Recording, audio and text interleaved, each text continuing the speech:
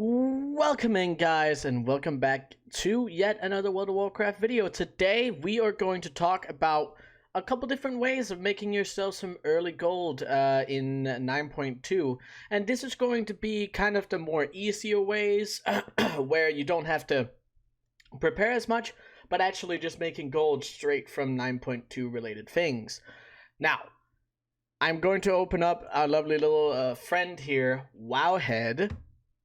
And on here, I'm going to open up a couple different things, okay? We are going to be looking at the new materials because these are going to be probably the most important thing that you can prepare yourself for. So, obviously, the first one in line is going to be Progenitor essentia. This thing right here will be used, as you can see. I'll actually put this over so you guys can see a little better. This will be used for Crafter's Marks are the first ones, which are the 262 crafted items that you can make. Plus, it will also be used for the rank 7 legendaries. These are going to be very scarce, they're going to be hard to get, but I imagine early on people are going to be willing to pay a pretty penny for actually being able to gather these up. Now, you might want to keep one or two for your own crafting purposes if you want your own legendary base item like that, or if you want a friend to craft it. But if you have an alt or you don't care about the rank 7 legendary early on, selling this would probably net you a lot of gold. And that is definitely something that I would recommend. Now, the other things are going to be everything that is used to craft some of these things. Now, the first one that I want to talk to you guys about, which arguably is the best one, is going to be Progenitor. I know it looks like a Leafiamore. That's Blizzard being lazy. They haven't fixed this yet either on the PTR, even though the patch is coming out in a week. I'm looking at you, Blizzard. But this one specifically is a reagent for 14 different things, okay? So this is going to be used in jewel crafting for the vestige and in blacksmithing for the vestige. And then, you know, it's actually used in engineering, blacksmithing, and jewel crafting. So it touches 3 different professions, so it has a lot of uses in this new patch. So either you're going to be looking at taking mining and going out of your way to farm these lovely little things, or you will be looking on the auction house and potentially scouting for some cheap ones on the auction house as well. So as soon as you can, definitely go out and hunt for these. And the same thing kind of goes for this flower. It's a little bit different with this first flower, which is the new herb we got in the patch, because it's only used for 6 different things. We do not have any new consumables as of making this video. If that has changed after this video, you guys see this video, obviously that's way better. But this is still going to have its uses, and it's still going to be valuable early on until people really start picking up on the gathering ways.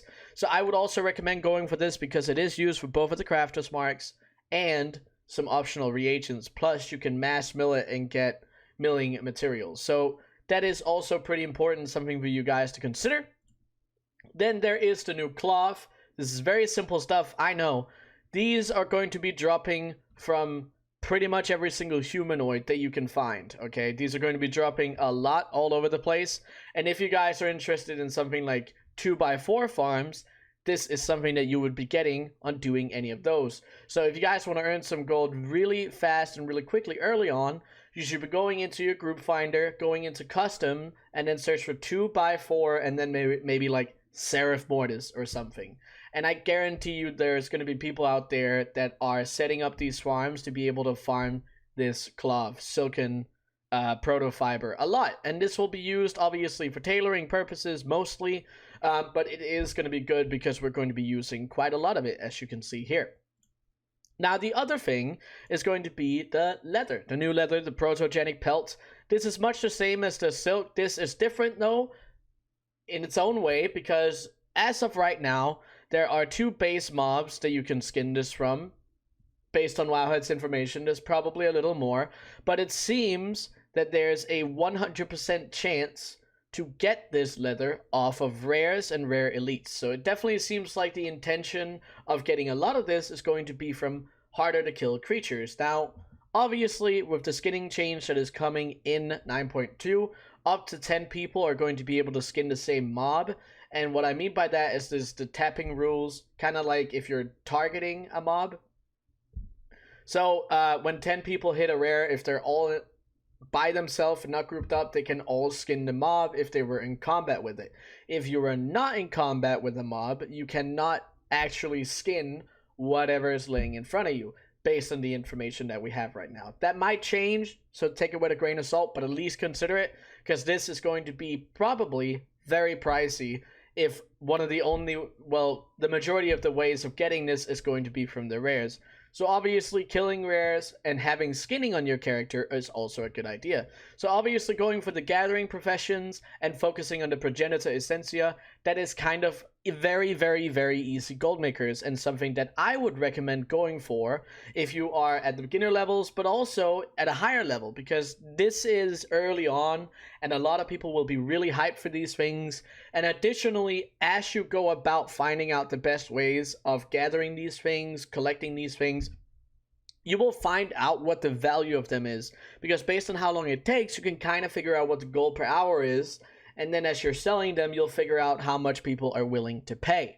But that is like the majority of what I will have, for you guys. Obviously, early on, you're also going to be able to sell crafters marks and legendaries. Obviously, legendaries is the more expensive part.